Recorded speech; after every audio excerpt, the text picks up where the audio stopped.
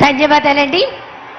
గౌరవ రాష్ట్ర ముఖ్యమంత్రి వర్యులు మరికొద్దిసేపట్లో సిద్ధం మహాసభకి సిద్ధమై విచ్చేస్తున్నారు. తర్వాత విజయవాడ పశ్చిమ నియోజకవర్గ శాసనసభ్యులు గౌరవనీయులు వెల్లంపల్లి శ్రీనివాస్ గారిని మాట్లాడవలసిందిగా కోరుతున్నాం. అందరికీ నమస్కారం. ఈరోజు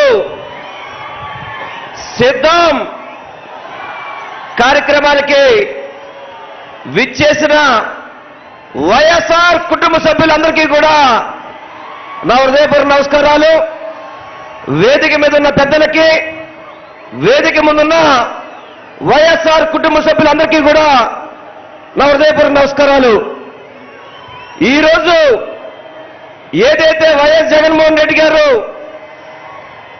175కి 175 గెలవాలని చెప్పి ఒక సంకల్పంతో ముందుకెళ్తున్నారు. ఆ సంకల్పానికి మేము సిద్ధంగా ఉన్నామని చెప్పి విచ్చేసిన మీ అందరికీ కూడా నేను హృదయపూర్వకంగా నమస్కారాలు తెలియపరచుకుంటున్నాను. గతంలో 14 సంవత్సరాలు ముఖ్యమంత్రి చేశాడు.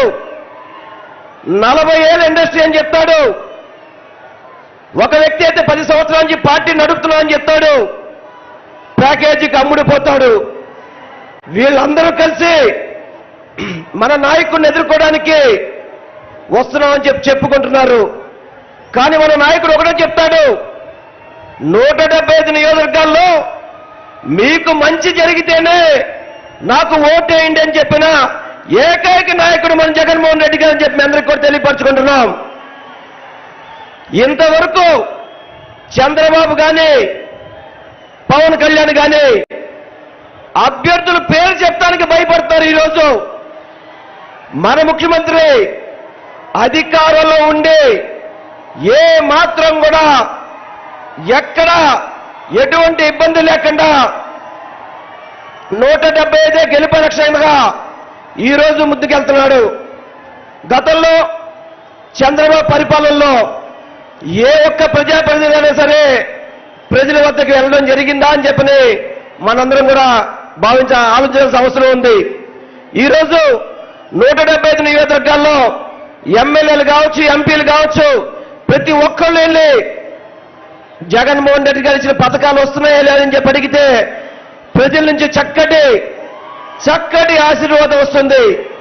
అటువంటి ముఖ్యమంత్రి గారి నాయకత్వంలో మనందరూ కూడా పనిచేస్తున్నందుకు సంతోషంగా ఉందని తెలియపరచుకుంటూ, చాలా మంది మధ్యకాలంలో టీవీలో చూస్తున్నాం, క్యాండిడేట్స్ మారుస్తున్నారు అనేది.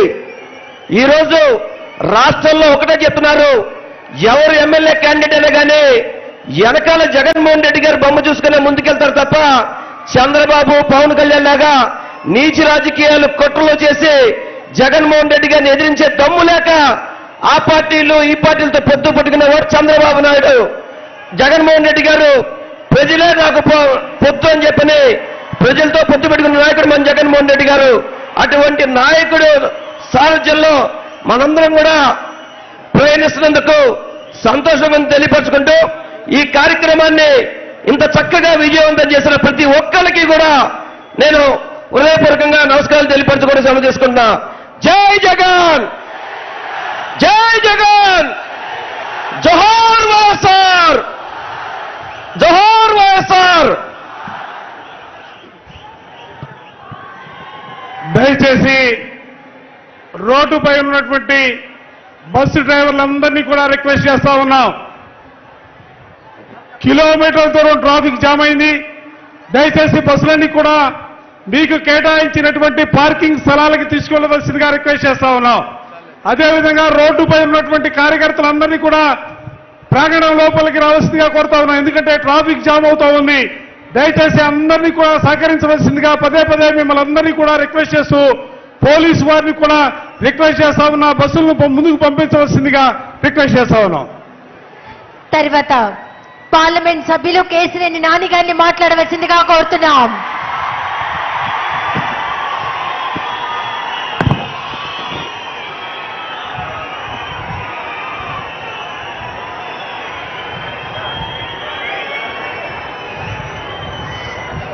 అందరికీ నమస్కారం.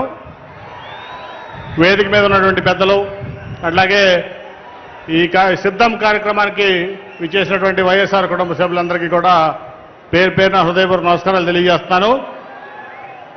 ఈరోజు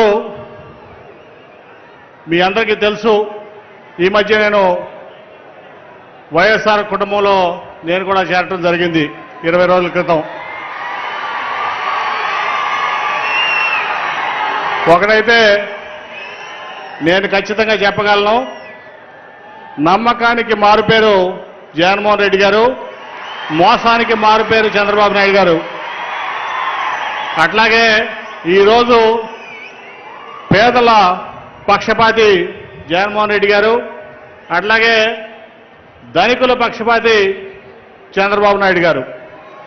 మీకు ఇంకోటి ఏంటంటే, ఈరోజు సమాజం కోసం పాటుపడేది జగన్మోహన్ రెడ్డి గారు అయితే, కేవలం పనికి మాలిన కొడుకు కోసం పాటుపడేది చంద్రబాబు నాయుడు గారని ఈ సందర్భంగా చెప్తున్నా. దాదాపు 10 ఏళ్ళు తెలుగుదేశం పార్టీ ఎంపీగా పనిచేశాను. ఈ 4.5 ఏళ్ల నుంచి కూడా నేను జగన్ గారి పాలన చూస్తున్నా. ఈరోజు